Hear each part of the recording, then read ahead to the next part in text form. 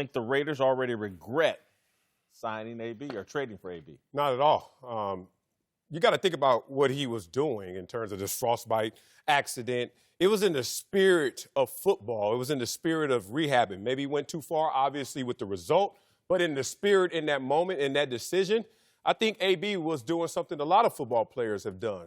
They say get in the cold tub for 10 minutes.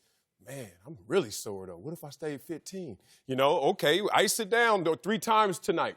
What if I do a 4th one? Maybe I get better. And sometimes that turns against you and you have a negative consequence. But what's happening with AB right now is really a conversation about likability more so than anything. And I'll give you an example. My man, Andrew Luck, and this is not racial because I know how y'all looking right now. Damn it, here we go, black, white. No, this is about likability. Because I remember when Andrew Luck was playing very well, all of a sudden gets hurt 2015, missed a few weeks with the right shoulder injury, missed the final 7 games with a lacerated kidney and torn abdominal muscle. You know what he did in that offseason? Not get surgery, but go out there and snowboard and tear his shoulder up, come back banged up, play the whole season, plays well enough, but banged up. Finally gets the surgery, and it was not even a blip on the radar. You want to regret Andrew Luck being the franchise quarterback, making that irresponsible of a decision off the field, not even in the spirit of rehabbing or in the spirit of playing the game of football. So when I see stories like this, and I know I've been guilty of AB, right intentions, but damn, that's the bad consequence. I'm not going to ride too hard. And Andrew Luck hurt now, too. And he hurt. And he ain't practicing now. Man. And he's on the same team that drafted him. AB's on a new team that just gave him new money. You can't tell me they're not disappointed waiting on Santa Claus. There's no regrets here. No. It's training camp. Would they like him out here? If they want him out there so he can develop that cohesiveness with Derek Carr. That part there, dude, it's your feet. That's going to heal. He'll be okay in a week and a half, maybe 2 weeks from now. He'll get right out on the field. You got better information than Gruden. Go ahead. He was already out there practicing. He just couldn't go. You let that rest for a couple weeks, he's going to be fine. Now, will they regret it? He's not going to statistically, in my opinion, put up the type of stats and production he's had because Derek Carr has not been Roethlisberger. Quiet is kept. John Gruden ain't Mike Tomlin. Uh-oh. And so now you're touching on the real point. You're leaving an organization that utilized you the right way. The targets, like Ben is a boxer. He's going to take one to give one. He's going to stand in that pocket and stare down that rush, and I'll take this hit to see if Derek Carr ain't doing that. That's the difference. His production is going to drop because he's in a different environment. But regrets, no, he's one of the best receivers in the league. They're not going to regret it at all. I agree. I don't think they're going to regret it. I think they're on the fence about how they feel about making the decision, but I don't think they'll regret it. And all these things do is serve as reasoning or escapability. Listen, John Gruden and Mayock have not stabilized this franchise yet. It's clear. They're trying to, but they have not done it yet. So if you bring in a guy that can give you high-risk, high-reward situations, which they knew that based off of the conversations, right, with AB, based off of the conversations with other people who have probably been in the Steelers organization, they did their homework. They knew what they were getting. And so they're looking at it from the standpoint, if he performs well, it's worth the money. If he doesn't, things like this that come up, you know, he's trying to rehab, he burns his feet, which it almost looked like it was part freezer burn or, you know, frostbite, or look a little bit like athlete's toe too, right? A little bit of athlete's foot. Yeah. So it wasn't, his feet are going to be fine. Like, this isn't a foot. Y'all got great information. I've just seen what feet, frostbite level, but I've just seen what feet look like, and those aren't the worst looking feet that I've seen, all right? Right. So he'll be fine. But it's an excuse, it's escapability if it doesn't prove out to have these stories. Look, man, when you give somebody $30 million in new money, you're not expecting them to come in on a hot air balloon and then hop out of there and say, hey, by the way, man, I done burned my feet. My dog's on fire. My dog's hurt. I think he thought he was going to be able to fight through that. I really do. I think he thought he would be able to fight through that the first couple practices and then would start to feel better.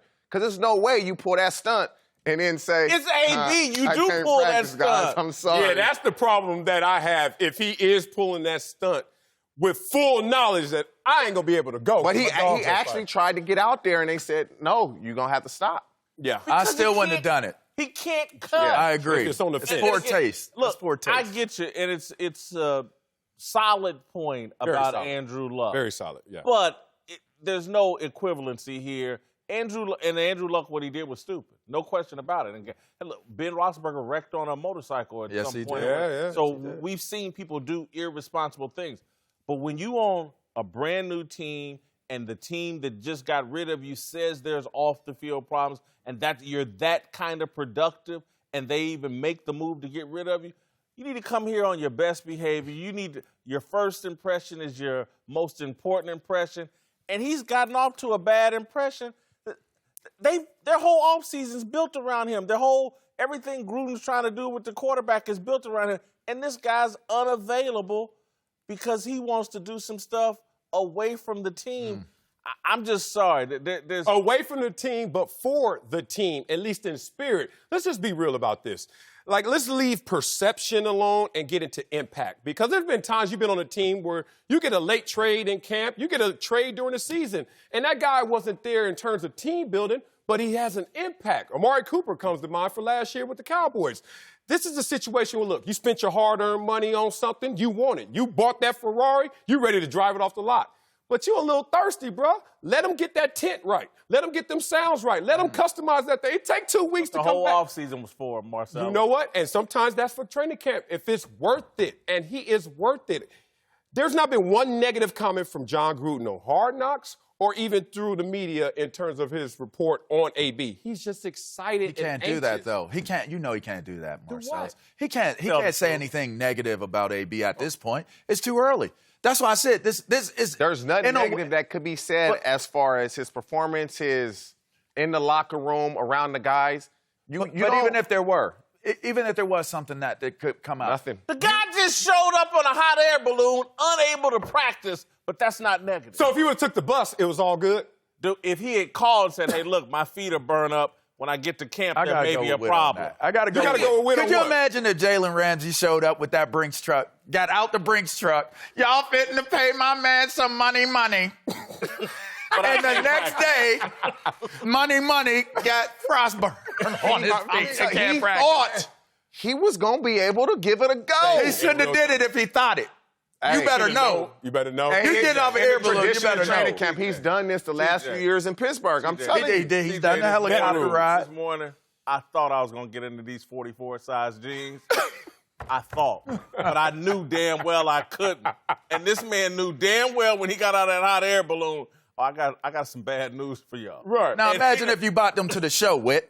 Imagine if you bought them jeans and that was the only pair of jeans you bought to the show to wear on the show on stage, and you knew they weren't going to fit. Wow, LeVar, you were surprised. That's hard on all You've of us. never heard of vet rules? Like, look, the safety net of this situation, if it does go awry, is I'm a vet. I'm 31 years old. That's true. Do I even need this training camp before I even go there?